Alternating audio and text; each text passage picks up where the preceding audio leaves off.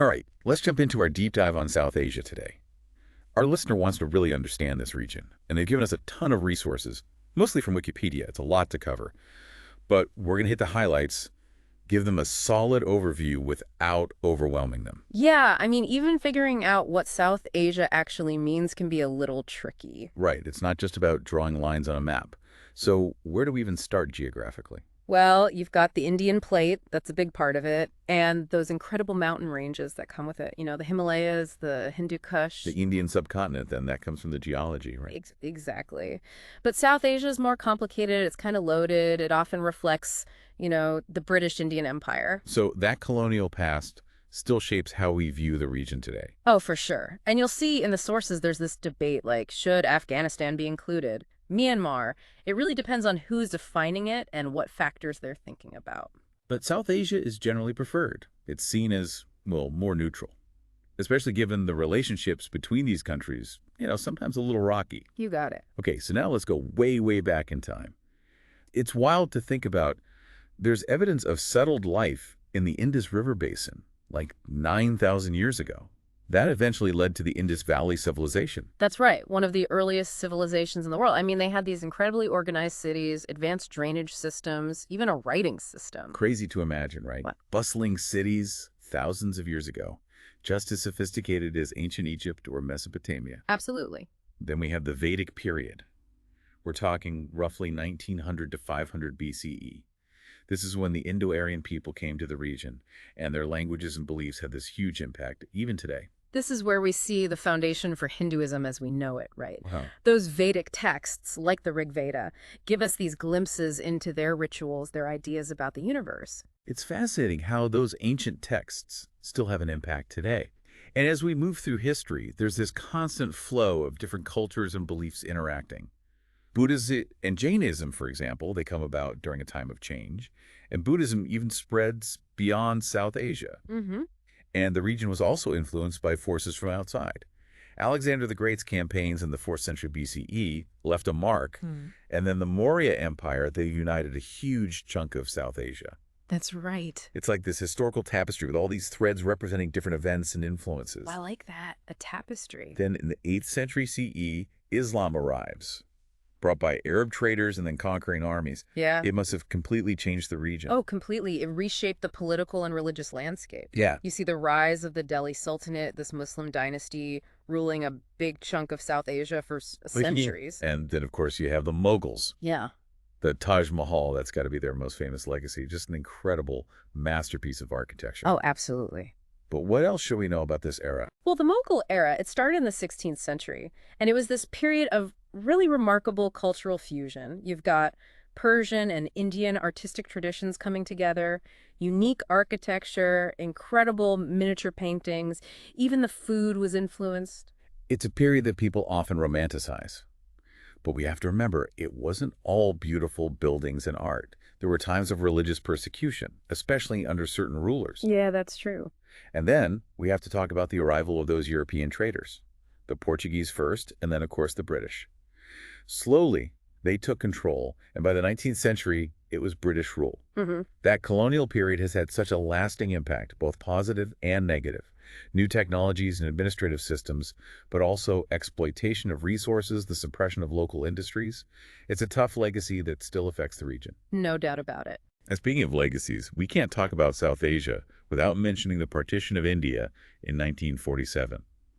That was a pivotal event, the creation of Pakistan and later on Bangladesh. It's a story of displacement, violence, and wounds that really haven't healed. It was a tragedy, no other way to put it, and the effects are still felt today. The tensions between India and Pakistan, the fight over Kashmir. So that's our super quick history lesson. Clearly a rich and complex story. But now let's switch gears and talk about the land itself. It's incredibly diverse, isn't it? Oh, absolutely. I mean, you've got towering glaciers in the Himalayas, you've got lush rainforests, and even arid deserts. It's all thanks to that unique position on the Indian plate, which has been drifting north for millions of years, colliding with the Eurasian plate. And that collision created those incredible mountains. Exactly. It's amazing to think how the land has shaped not just, well, the geography, but also the cultures and the ways of life of the people who live there. And we can't forget the monsoon season, such a big part of life in South Asia. Oh, absolutely. The monsoon is a lifeline. It brings the rain that's needed for agriculture, but it can be destructive too. Too much rain, and you have floods. Too little, and you have drought. And with climate change, these weather patterns are becoming less predictable, so the region's facing a lot of uncertainty. That's got to be a huge concern, especially for countries like Bangladesh, which are already vulnerable to rising sea levels. Yeah, for sure. Okay, let's move on to another type of diversity in South Asia. Linguistically, it's incredibly diverse as well. It's a real melting pot. There are hundreds of languages spoken across the region from different families. In the north, Indo-Aryan languages dominate, but then in the south, you have Dravidian languages. And Yeah. even in the mountains, you find Sino-Tibetan and Austroasiatic languages. And it's not just what people speak, even the written scripts are influenced by religion. Oh, interesting. So Muslims, they predominantly use the Arabic script, but others use scripts that come from Brahmi. Okay, Brahmi script. Can you explain that a little bit more? Think of Brahmi script like the ancestor of many South Asian scripts, like Devanagari, that's used for Hindi, or the scripts for Tamil and other languages. It's fascinating how it's spread and changed over time. So you have Hindustani, Bengali, Telugu, Tamil, Yeah. just to name a few. But despite all these linguistic differences, are there things that connect all these South Asian cultures? Oh, definitely. And one of the strongest connections is religion. South Asia is a crossroads of world religions. It's home to some of the biggest populations of Hindus and Muslims globally, as well as Buddhists, Sikhs, Christians, and Jains. It's incredible how this mix of religions has influenced everything. The art and architecture, the music, the food, it's all there. It's true. You see it in those incredible carvings in Hindu temples, the soaring minarets of mosques, the peaceful statues of Buddha. And those vibrant colors of Sikh gurdwaras. Exactly. It reminds us that despite the differences and sadly the conflicts, there's this long history of coexistence and exchange between these different cultures. That's part of what makes South Asia so fascinating, I think. Absolutely. So we've talked history, the land, the languages, the religions. But what about today? What challenges and opportunities are facing South Asia in the 21st century? Right. We know there's huge potential, but also some serious issues. It's true. It's a region of such stark contrasts. You see these booming economies, especially in India and Bangladesh, Yeah. young people. But you also see widespread poverty, inequality, political instability. So if you had to pick the most pressing issue facing South Asia today, what would it be? Well, that's tough, but I'd say the sheer number of people. It's the most densely populated region in the world, remember. That puts a huge strain on resources, on infrastructure, on social services. I mean, you have these megacities like Delhi, Mumbai, Dhaka, struggling to keep up with all the people migrating from rural areas looking for a better life. So more people means more competition for jobs, for housing, for everything, really. Exactly. And this all ties back to those migration patterns that we see throughout South Asian history. They seem to be intensifying now, driven by things like climate change, economic disparities, even conflict. That's right. People are constantly moving within the region and outside of it. They're looking for safety, for a way to make a living, for a future for their families. And that movement creates its own set of challenges. Cultural integration, resource allocation, the potential for social tension. So it's not as simple as just saying we need more jobs or we need to build more houses. You have to consider everything. These issues are all interconnected. You can't really solve one without tackling the others. I agree, and that's why it's so important to have this broader view of South Asia.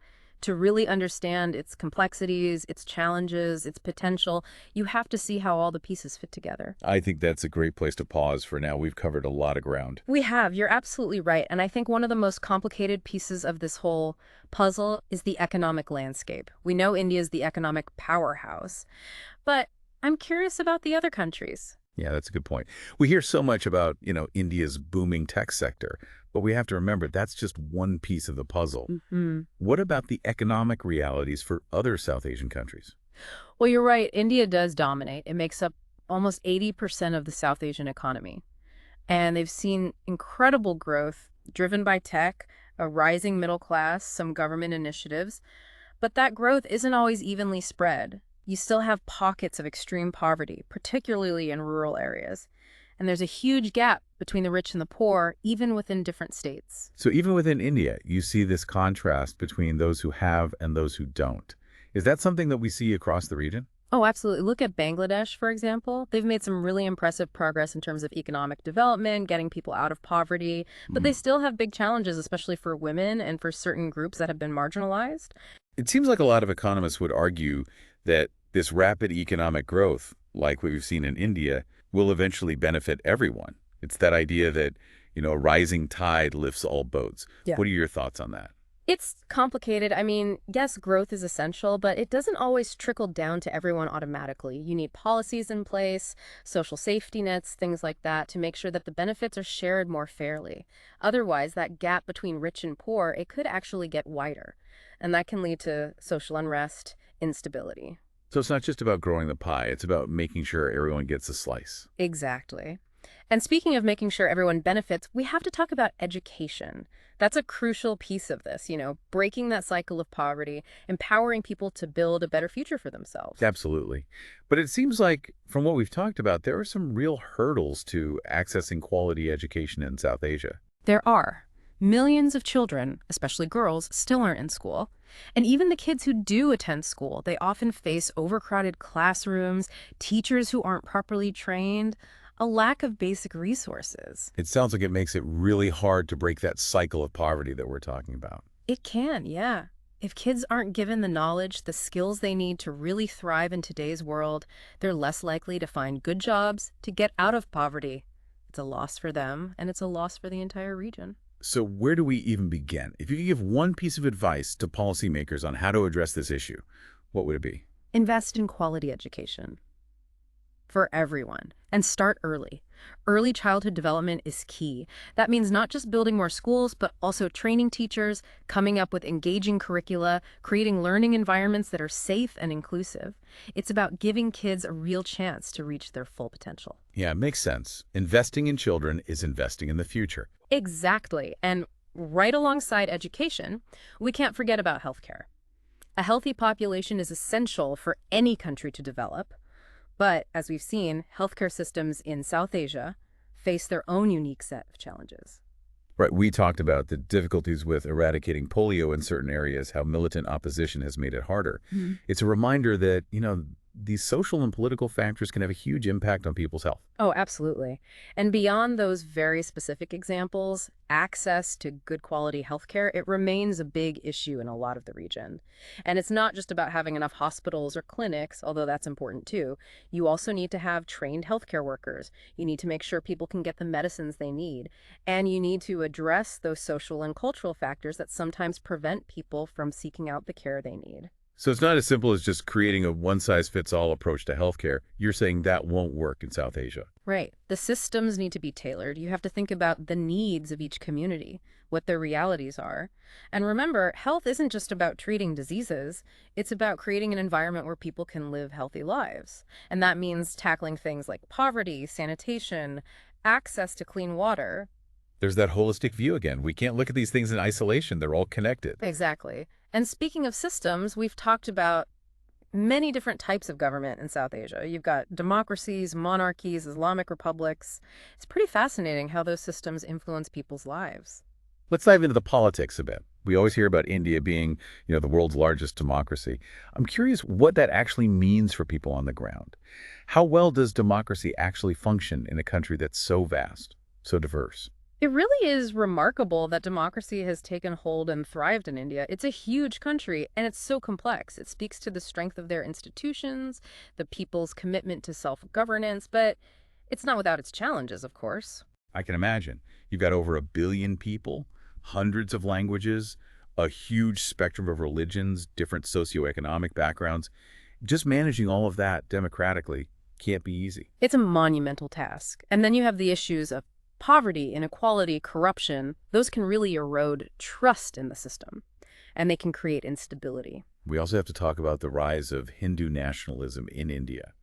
What kind of impact has that had on Indian politics and society as a whole? The rise of the BJP, the Bharatiya Janata Party, with that Hindu nationalist platform, has definitely changed the political landscape. Their focus on this, Hindu-centric vision has raised some concerns about the rights of minority groups, the secular nature of India's democracy. We've seen instances of violence, discrimination against Muslims and other religious minorities, and that's definitely worrisome. It's a reminder that even in a democracy, we always have to be vigilant, right? Making sure everyone's rights are protected, making sure power isn't being abused. For sure. A strong civil society, a free press, an independent judiciary, all of those are so important for holding those in power accountable and making sure that those democratic values are protected. Okay, so let's shift gears a bit and talk about Pakistan, India's neighbor, often its rival. We mentioned the influence of the military in Pakistani politics. Has there been any movement toward a system that's more democratic, more stable? Pakistan's had a really turbulent political history, kind of swinging back and forth between military rule and civilian governments. And it's often been marked by instability, corruption. Even when there are democratically elected governments, the military tends to get a lot of influence behind the scenes. It sounds like you've almost got two power centers competing for control. Does that create a sense of uncertainty for the Pakistani people? Oh, absolutely. This back and forth has made it really hard for Pakistan to address some of the big challenges they're facing: poverty, terrorism, lack of access to basic services. But I've heard people argue that the military presence has actually brought some stability to Pakistan. How do you square that view with the concerns about, a backsliding of democracy? Well, it's a complex issue. It's true that the military can bring order, especially during times of crisis. But when they're too involved in politics, it weakens those democratic institutions and accountability over the long term. So it's about finding that balance, right, between security and democratic freedoms. Exactly. If Pakistan really wants to flourish, it needs a system where the civilian leaders are strong and the military sticks to what they're supposed to do, national defense. So we've talked about India, Pakistan, two of the major players in the region. But what about some of the other countries? Are there any bright spots in terms of governance, political stability? We've got countries like Sri Lanka, for example. They've come out of a long and brutal civil war, and they're working to rebuild their democracy. But it's a tough process, for sure. They're dealing with the scars of that conflict, especially between the Sinhalese majority and the Tamil minority. Yeah, it seems like in a situation like that, even defining what progress means is really difficult. It is. There's no easy answer. But they have made efforts to address the human rights abuses, to promote economic development, to rebuild their infrastructure. It's about taking those steps one at a time towards healing and reconciliation. Exactly. And recognizing that true reconciliation, that takes time. It takes commitment from everyone involved. You have to acknowledge the past, build trust, and create a society that's more inclusive, more equitable. And what about Bangladesh? We often hear about it as a, Muslim-majority democracy that's making progress. But I imagine they have their own set of challenges as well. Bangladesh is an interesting one. They've made big strides in economic development, reducing poverty, and their democratic institutions have shown they're resilient. But yeah, challenges remain: political polarization, corruption, concerns about human rights. It seems like a recurring theme in South Asia, this sort of push and pull between progress and these persistent obstacles. It is, and I think it shows us that democracy, it's not a destination, it's a process. And there's no one model that fits every country. It has to be adapted, to each country's history, culture, political realities. And it takes work, constant work, dialogue, compromise, and a willingness to learn from the past. And this brings us back to something that's been woven through all these topics we've talked about, the role of religion in shaping the political landscape in South Asia. It's a powerful force, no doubt about it. Absolutely. I mean, religion has always been central to life in South Asia, influencing everything: social norms, political discourse, everything. And it continues to shape where the region's headed today. We've seen both the good and the bad, right? How religion can bring people together, inspire them, but also how it can divide them, lead to conflict, like with the rise of religious nationalism, for example. Yeah, it's a double-edged sword. And navigating the complexities of religion and politics, it takes nuance. You want to promote tolerance, interfaith dialogue, respect for everyone, but at the same time, you have to be careful about religion being used to justify violence or discrimination, the erosion of those democratic values that we've been talking about. It's a tough balance to find. It is, but finding that balance, it's critical if you want to create a better future for South Asia, one that's more just, more peaceful. Okay, we can't talk about South Asia without addressing, I think, one of the most contentious issues in the region, the relationship between India and Pakistan.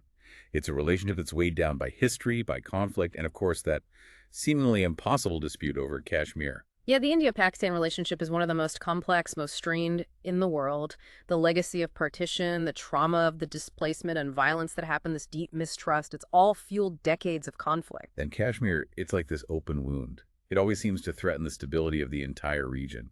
It's true. I mean, the dispute over Kashmir has led to three major wars between those two countries, not to mention the countless smaller clashes. And it's not just about the land itself, it's about identity, it's about nationalism, it's about what it means to be Indian, to be Pakistani. A reminder that sometimes the past isn't really past. It still affects us. Absolutely. If you want to heal those wounds from the past, you have to be willing to confront what happened, engage in open and honest dialogue, find solutions that work for everyone. It's not an easy path, but it's really the only way to break out of that cycle of conflict. So India and Pakistan can have a future where they can coexist peacefully. And that future, where they're cooperating instead of fighting, it would benefit not just those two countries, but everyone in the region. Speaking of the bigger picture, let's zoom out a bit and talk about geopolitics. We know China's influence in the region is growing. How has that impacted the relationships between the different South Asian countries? China's rise has been a real game changer, no question about it. They've got economic and military might. They've got initiatives like the Belt and Road. And that's led to increased engagement with South Asian nations. It brings opportunities, for sure. Trade, investment, infrastructure development. But there are concerns, too, about China's strategic ambitions, whether these countries will become too reliant on Beijing. So there are potential benefits, but also potential risks as well. How have these South Asian countries responded to this shift? They're trying to figure it out, trying to find that balance in their relationships with China, India, and even the other global players like the US, the EU. Some countries, like Pakistan, have gotten closer to China.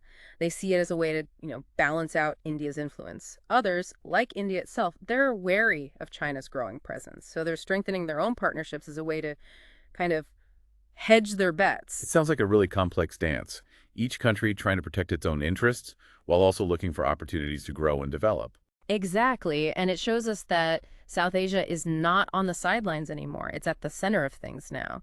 And these nations are becoming more assertive in terms of, pursuing their own goals on the world stage. It's exciting and maybe a little unpredictable. It's definitely an interesting time to be following what's happening in South Asia. I agree. And it really underlines the fact that the future of this region, it's not set in stone. It's being shaped by the decisions that the leaders and the people are making every day. And those decisions will have ripple effects, not just within South Asia itself, but around the world. Exactly. I mean, South Asia is home to almost a quarter of the world's population. And its economic and political influence is only going to get bigger. So, yeah, what happens in South Asia, it matters to all of us. You've given us a lot to think about today. We've gone from the ancient Indus Valley civilization all the way to the complexities of modern geopolitics. And I have to say, I'm leaving this with even more questions than I started with. Well, I think that's part of what makes exploring a region like South Asia so fascinating. The more you learn, the more you realize there is to learn. It's a journey that never really ends. It doesn't. Well, on that note, thank you so much for joining us on this incredible deep dive into South Asia. It's been a pleasure. And to our listeners out there, we'll leave you with this. South Asia is on the rise. It's this incredible mix of the ancient and the modern, tradition and innovation, and the future. It's being written right now. So keep exploring, keep asking questions, keep an open mind. The story of South Asia is far from over, and we can't wait to see what happens next.